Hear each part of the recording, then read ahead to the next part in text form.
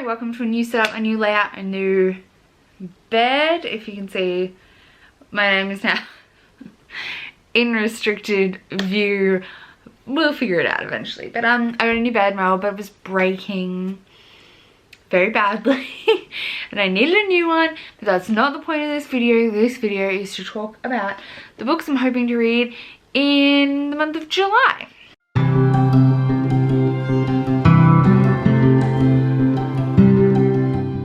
So I decided to go a little crazy in the month of July, and I made a kind of, what's the best way to say it? I haven't really figured this out yet. I decided to go a little bit heavy on things I already had on my physical TBR this month. I'm planning on doing an all new release August. So this is to kind of make up for that in advance. So I've got a lot of books here that I've had on my TBR for a while. Some newer stuff, mostly older stuff, and then some new releases and some library books. Let's just get stuck into it really quickly. So I've seen 3 things from the library I'm hoping to get to. The first one is a graphic novel, and that is Bloom by Kevin Panetta and Savannah Ganeshow. This is a queer romance about a bakery, like a boy working in a bakery. Is there anything else in there? I think it's bakery love. I've heard good things about this. It was available in my library, so I decided to request it, and it arrived. Next up we have an anthology, and this is A Phoenix First Must Burn edited by Patrice Caldwell. This is a Black Girl Magic anthology. 16 stories of Black Girl Magic, resistance, and hope. I am really excited to read this. There are stories from Elizabeth Acevedo that I've read from before. I know the C should be like a sound in Spanish, but I feel like I sound so dumb when I say it. A. Marie, Patrice Caldwell, Danielle Clayton, J. Marcel Corey, I haven't read anything from. I've read from, Samaya Dowd, I've read from Charlotte Nicole Davis, Justine Ireland, Elijah Johnson, Danny Law, Ella McKinney, Danielle Page I've read from before, Rebecca Roanhorse I've read from before, Karen Strong, Ashley Woodfolk, who's also not on this TBR but on my Amazon my Audible wish list, and I'm really excited to read her book, and Ibby's a boy. So it looks so good. I'm going to be like just reading a story here and there throughout the month, and definitely finishing it by the end of the month. I have a couple of other anthologies on request from my library. I have Once Upon an Eid and Out Now, Queer We Go Again are both on there, but I'm not sure when they will arrive / if I will get to them in the month of July. This one is in my hands. I'll definitely be reading in July. And finally, also from the library, I have Arisha and the Song of Death by Roshni Chokshi. This is a middle grade. It's the sequel to Arisha and the... what's the first one called? And the End of Time. I really enjoyed book 1. I can't wait to read this. They're super fun. They're based on the Mahabharata and the Pandava brothers, and it's really sweet. I definitely enjoyed book 1, so I'm really excited to read book 2. I'm also trying to incorporate more middle grade into my every month reading. On that topic, I also have a couple of middle grades here that I would plan to be listening along to on audiobooks. So I have audiobooks out from my library for these. That's Tilly and the Lost Fairy Tales by Anna James, which is the sequel to Tilly and the Book Wanderers. This is obviously middle grade, and Tilly and her family can like step into and out of books and draw characters from books. The first one was really good. I gave it 5 stars, so I'm really excited to read book 2, and I've heard good things about it. I think book 3 is coming out later in the year.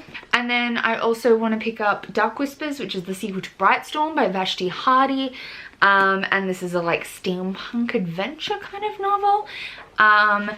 Again, I think I gave the first one 4 stars, but I really enjoyed the audiobook narration. It had a lot of music and stuff, so I wanted to pick up the audiobook for it eventually, and the hold is now in, so we're going to read this as well. Next up, let's talk about the things that have been on my TBR the longest. I wish I had a light coming from here. I feel like the lighting's a bit iffy, but so some things that are on like my long-term TBR section.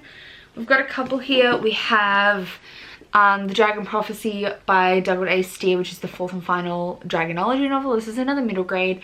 And the spines like join together to make up a dragon. I'm so excited. This one I found secondhand, so it's very yellowed, but I'm very excited to read it. Finally ticked the whole series off my TBR. It also has illustrations. But if you ever remember the Dragonology book, there was a whole series that was like Egyptology, Dragonology, Wizardology. This is like the novels that go with the Dragonology books. So yeah, I'm going to be reading this month, hopefully. From my 2018 purchases, I've picked The Falconer for this month by Elizabeth May. I've been desperately wanting to read something from Elizabeth May for a long time. And I've had this on my TBR since, yeah, 2018. And I just haven't got around to it. I only have a couple more things left on that section of my TBR now, like 3 books after this. So I definitely want to get this one read, and it's high up on my priority for the month. It's a fae killing story. Like, she's a falcon, which I believe means she hunts and kills fae. And I think it's like Irish, like Gaelic. Oh, Scottish lore. Yeah, so like Scottish Gaelic. It's steampunky. She kills the fae. She's the last in the line of female warriors born with a gift for hunting and killing the fae. So I'm definitely keen to read this. It is a trilogy, and I believe they all have, or at least like the first 2 books have cliffhanger endings. So if I enjoy it, I'm really keen to pick up book 2. Next up, we have a book that hasn't actually been on my TBR that long, but somehow got like bumped into that section. I think because I deprioritized it for some reason, and that is The Book of M by Penn Shepherd. This is a horror-ish adult book where people's shadows disappear, and when they lose their shadow they also lose their memories. So we're following a husband and wife who have escaped, but then the wife also loses her shadow and she starts forgetting and becoming dangerous. It's thick, it's a chunky boy, but I've been obsessed with the cover and the whole concept of this for a long time. I just never got around to reading it. So I think I'm definitely going to try and listen to this one on audiobook, but I'll see how I go. Like, if I find the audiobook hard to follow and I'm losing track of things, I'll like pick it up and read along. The same goes for the next book, which is Elantris by Brandon Sanderson. Again, I haven't actually, I hauled Elantris not that long ago, but it's the next in my line of Brandon Sanderson things, of which some of them have been there for a long time on my TBR. But I wanted to pick this one up next. So this is my like attempt to get through more Brandon Sanderson, of which I have a lot on my physical TBR. Again, if I'm struggling, like I might start this physically and supplement with the audiobook, or the other way around, but I know the audiobook is available on Scribd, though its quality is questionable. I've heard mixed things. And I've got to clear out some space on this hard drive, on this microdisc SD card thing. Sorry, I had to clear out my card. But yeah, so I'm gonna try and read Elantris to knock off another Brandon Sanderson from my TBR. It's pretty chunky too though. I got a lot of chunky things on this TBR, so we'll see. Then I pulled some things from my jar off camera because I am an impatient hoe. So 3 2019 backlist purchases. We have Shadow Black by Sebastian de Castell. This is the sequel to Spellslinger. Yeah, which I didn't love. It had some things that I was a bit iffy about, but there were other things I really liked, so I'm interested to see where the series continues. This is also available on audiobook from my library, so I've requested it and I'll be getting it early July.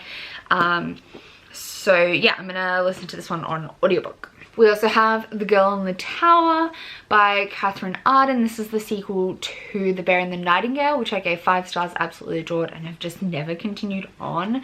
This one is not that long either. It's only like 350 pages, so I don't know what's up with that, but we're going to be reading this month, quite early in the month. And the third 2019 backlist purchase is Morning Star by Pierce Brown. I'm not sure how I feel about this series. This is the third book in the Red Rising series, if you didn't know. I hate the first half of every book, and then I'm like so caught up in the action of the second half, so I don't know how to feel about them. Again, this is available on audiobook, and I think I will go that route. I might get confused, but my cares about this series are also low. I think the audiobook will help me get through the very slow first half that I find where I'm just bored. And I'm going to see if this one doesn't grip me from start to finish. I probably will unhaul book 4, which I got secondhand. So, and not continue with the second like trilogy. So yeah, this has got a lot of writing on it. And then 3 things that are 2019 releases. So first off, we have Fate of the Fallen by Calcade. This is a high fantasy like mercenaries kind of story where like they described it as like if Frodo died trying to get the ring to Mount Doom, and instead Sam had to take over the quest. This is also available on audiobooks, so my plan is to listen to it but maybe read along for parts of it. I specifically picked things out of the jars. Like I actually didn't have to keep picking, but I did my jars off camera specifically so I could target having enough audiobooks, because I wanted to get through a lot of them, like get through all 3 from each drawer, but still get through but actually get through them. So I wanted lots of audiobooks. So this is also available on audiobook, and I will be reading it that way. Another 2019 release from that jar that is also available as an audiobook is The Stormcrow by Kaylin Josephson. This is a YA fantasy in a tropical kingdom. It has strong sister dynamics, and then they ride these crows, I think. Again, I'm going to listen to the audiobook for this, but I might read along for parts of it. We will see, but I'm very excited about this. The sequel comes out really soon. That's getting a bit precarious, kitten. And finally, for that section, we have The Black Veins by Shia Monet. This is a witchy fantasy with a found family trope and a strong, like, there's no romance. It's a big group of found family witch wizards. I can't remember if they're witches or wizards. A world where magic thrives in secret city corners, a group of magicians embark on a road trip. So no love interest, found family adventure. So they're guardians. This is also self-published or indie published. I think it might be self-published. And I've heard some really good things about it. And I'm hoping I love this. Then we have a series of new and recent releases that I'm hoping to get to. Some of them I already have physically and some are on pre-order. So we'll start with the ones, actually let's start with the pre-orders and then we'll jump to the physicals, because you know me, we like to throw things in the air. So some of the pre-orders I would like to get to if I have time and they come in time. We have Burn Our Bodies Down by Rory Power. She wrote Wild Girls, which I absolutely loved. I love that the Australian cover for Burn Our Bodies Down matches, despite not being the same because they're not in a series or anything. I loved the writing in Wild Girls, so I'm really excited to read this, and hopefully it arrives in time. We also have The Damned by Renee Ardier. This is the sequel to The Beautiful, which is a gothic secret societies kind of vampiric novel, which I was blown away by, like so surprised by. So I'm really excited to read the sequel. We also have Mexican Gothic by Silvia Moreno Garcia, and this is a Mexican horror. I don't know much else. I know it's like familial housewifey horror, and I'm so excited. We also have Clap and You Land by Elizabeth Acevedo, and I can't pronounce that. I just feel, yeah, again, we talked about this before. Elizabeth Acevedo has Clap and You Land coming out, which is her second book written in verse, and I'm going to listen and read along with my eyes to this. And some others that maybe we'll try and get to. I actually didn't grab one off the shelf. I'll come back with it. We have Lobizona, if it comes out. I'm not sure it 100% does. I'm not sure exactly its release date. By Romina Garba.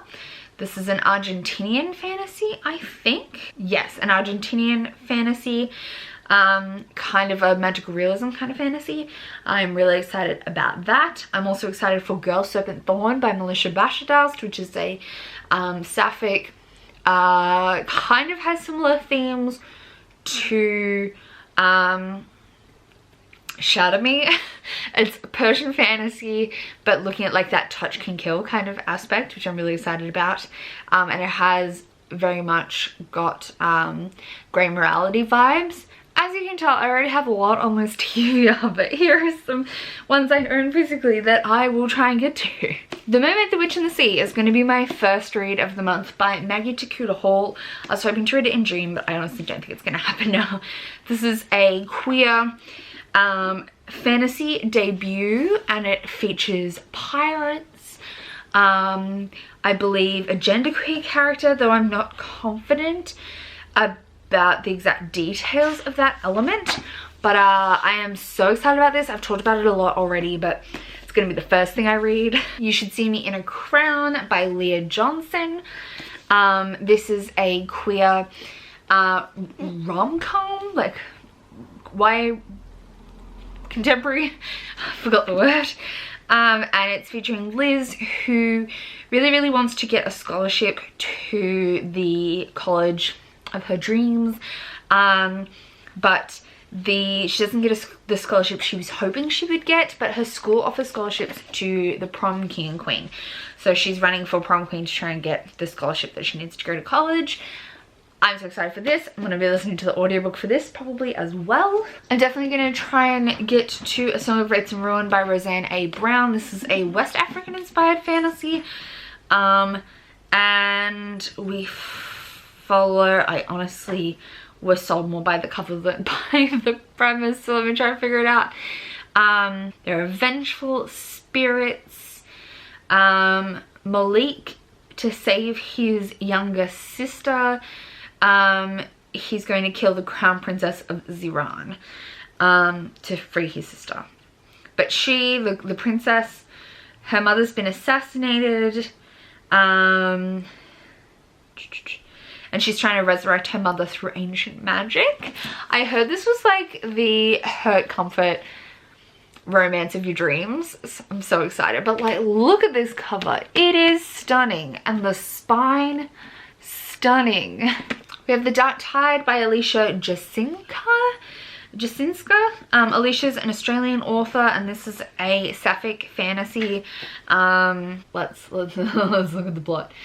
I learned, you know me, I don't know premises that much. This is going off really yellow on camera, but it's actually gold. Honestly, can I figure out what this is about exactly without giving you the whole back? So there's a witch queen. An innocent life must be sacrificed on a full moon to keep the island city from sinking. Yes. This should be a quick read because it's only just over 300 pages. And the text is not that tiny, but I'm definitely excited to get to this one and support a local author. Another one I'm hoping and praying I get around to, but she a chunky lady, so I'm honestly not sure. This is The Empire of Gold by S.A. Chakraborty, which is the final book in the David trilogy, and his own voices for the Muslim representation. Shannon Chakraborty is a Muslim convert. It's 750 pages and is it's based on some of the 1001 Nights stories, I think, but I'm not 100% confident. Haven't read them in a while, y'all. And I probably read the most racist version that exists, but I'm trying to I'm gonna rectify that at some point. But yeah, this is thick. I enjoyed book 1 but didn't love it. I much preferred book 2, so I'm excited to see where book 3 goes. But she's chunky. I might listen along with this one as well if I get to it. But it's like a 30-hour audiobook, so Then we have Queen of Coin and Whispers by Helen Corcoran. This is also sapphic, if I remember. It says she loved me as I loved her, fierce as a bloody blade. So there's a teenage queen inheriting her corrupt uncle's bankrupt kingdom and her spy master Zanya, who takes the job to avenge her murdered father. Dangerous plots. Oh.